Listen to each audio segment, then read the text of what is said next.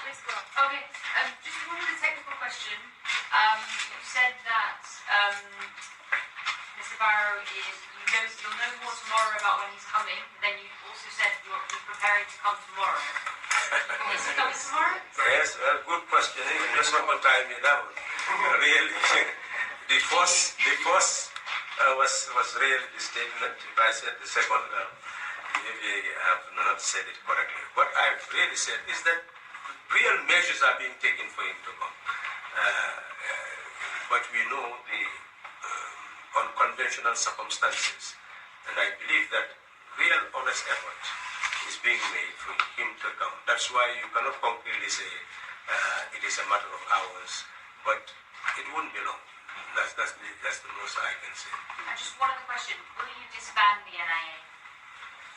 Well, again, I think what I've said is very clear that when you are about to create a government fundamentally different from the past, you must work on the basis of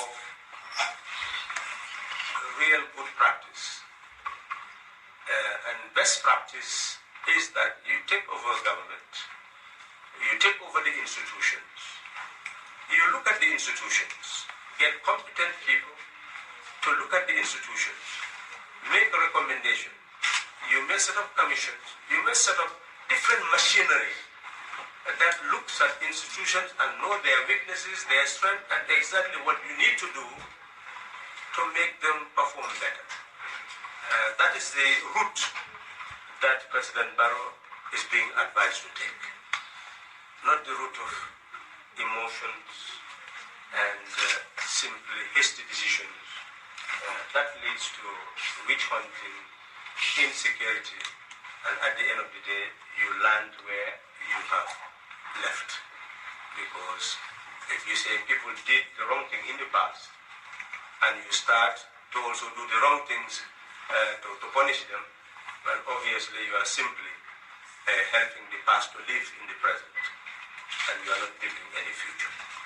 We hope that we'll build a better future, and it will be advised for us to work in building the institutions in order to have a better future. Mr. Sal, I just would like you to set some light on an interview that the CDS gave recently. He said that he is in charge of the country currently, because Adam Barrow is currently not in the country, but that he added and said that he is being kept in the dark, that he is not aware of what is going on, or he is not aware of the economic and their objectives here in the country. What is your take on this? Well, you have spoken for the CDS, and I don't know whether you are the CDS. So really, I don't think it would be fair for you to speak for the CDS. You are a journalist. I'm sure you don't expect me to take hearsay as fact. So in reality, what you've heard and what I heard from a CDS who went beyond his script, which we will eventually guide him not to be doing, even though he has freedom of expression, we will be able to assist him to really understand the new dispensation, and that there are guards and fences to comments when you run institutions.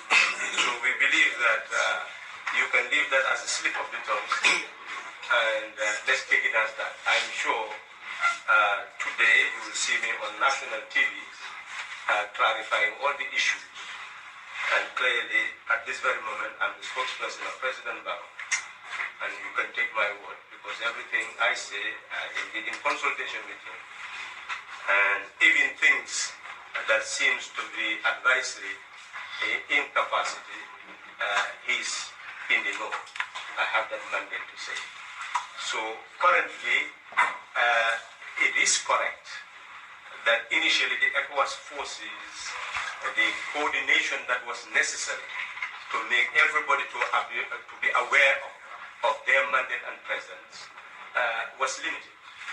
So immediately that was noted and addressed. And I've said very clearly that we have gone beyond that to the point where consultation now is being done directly. There are some, as I said, the airport and the ports, and now the mechanisms are being created so that quick, speedy consultation could be done to solve problems. And as I said, now their mandate is also very clear that they are supposed to be a force of solidarity and not force of occupation. So you, the journalists now, can look at their practice. If you see any practice that's different, well, expose it. I will help you. If you want us to take banners to President Barrow and say, we want no force of occupation in the country, I will join you. So essentially, we have a new country and we will not have a force of occupation in this land, but we must also be happy that our neighbors, presidents, left their countries, and days and months since he declared that he annulled the elections, they are working on the business of the Gambia. And we must appreciate that. And we must translate that solidarity in showing them a method of government that will show them that we deserve that solidarity. And therefore, every Gambian now must abide by the principle of one Gambia, one nation, one people. You hear some here and there, Jola speaking, and Mandinka speaking, attacking each other, believing that Jammeh's government was a Jola government, Jawara's government was a Mandinka government. You see, this is the mentality that should change. That the person that goes to the State House has no other authority but to be the executive of the country, mandated to appoint ministers, mandated to raise revenue, mandated to provide services. So the money that is in those coffers is not a Jola money, a Mandinka money, Sarakule money, Wolof money, ethnic money. It is the money of the Gambian people. If you build hospitals, schools, etc., it does not belong to any ethnic group. So is that falsification of that executive power and the personalization of executive power that we must now eradicate and help the Gambian people that collectively all of us have expectation of executive power to deliver liberty and prosperity. Full stop.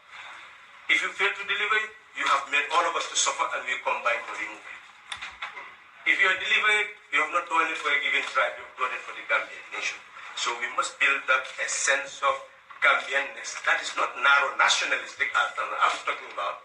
We don't want Hitlers in this country.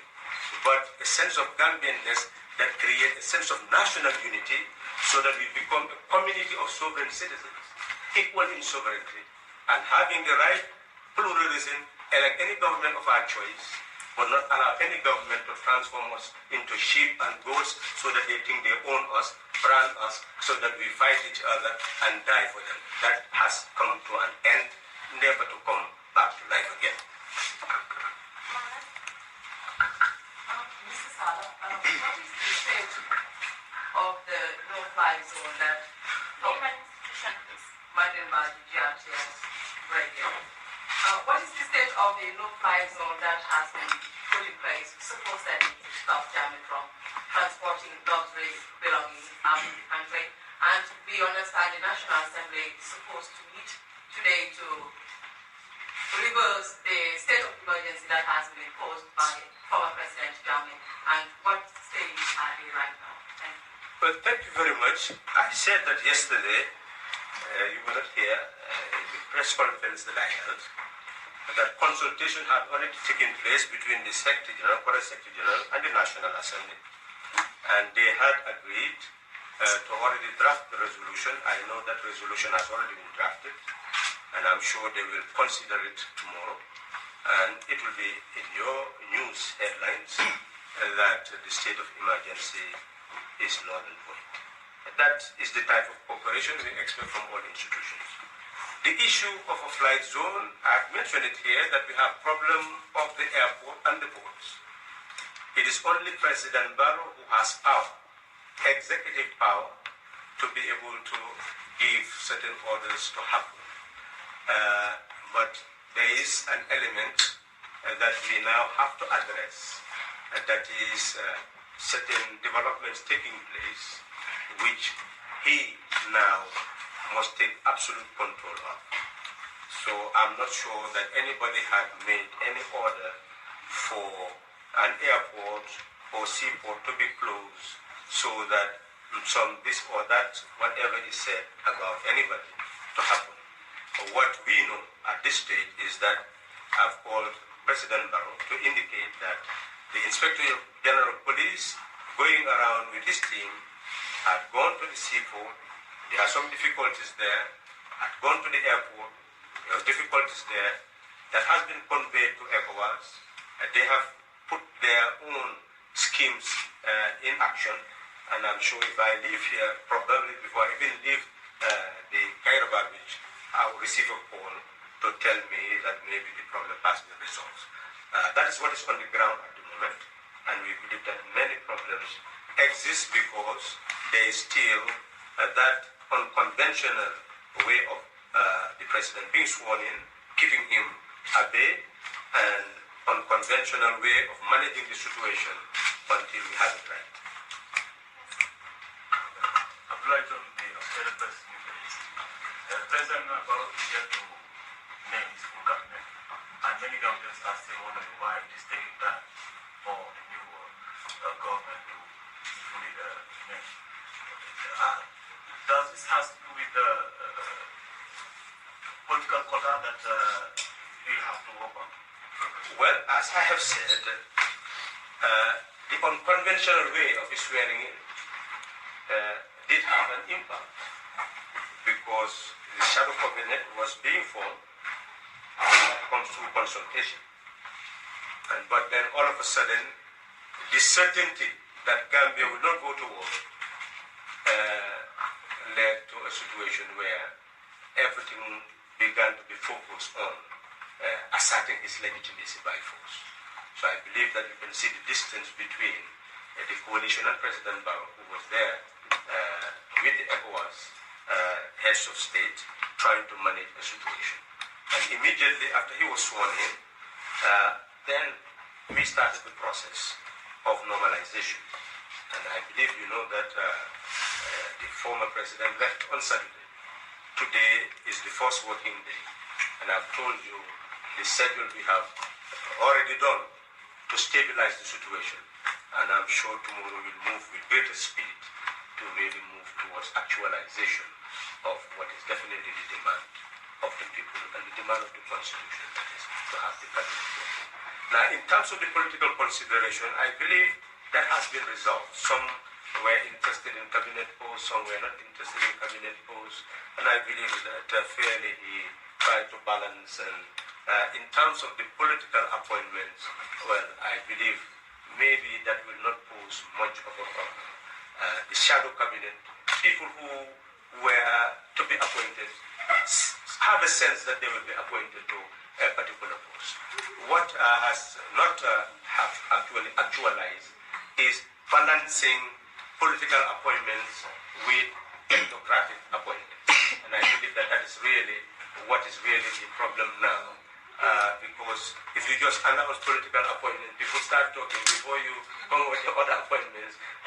Different people will start, So I think that is the complex thing, that it is better to announce the whole cabinet after thoroughly scrutinizing technocrats who will be part of that administration, so that at the end of the day, there will be a balance between political appointments and technocratic appointments. Can I just follow up on that? Can a political appointment be also a technocratic appointment? Obviously, the people are competent, but as you know, this was a coalition. At the end of the day, if somebody is Secretary General of a party, you say the party should have one seat in the parliament, in the cabinet, and the person who may not be a technocrat appointed. So these are the situations where has never been in government or experience. So in essence, that you don't dictate, because you just allow the party to put certain person in a particular position. So what I'm saying, yes, you may end up also having party candidates to the cabinet who are also competent in terms of their capacity. So what I'm saying is, can the coalition members be encouraged to seek people who are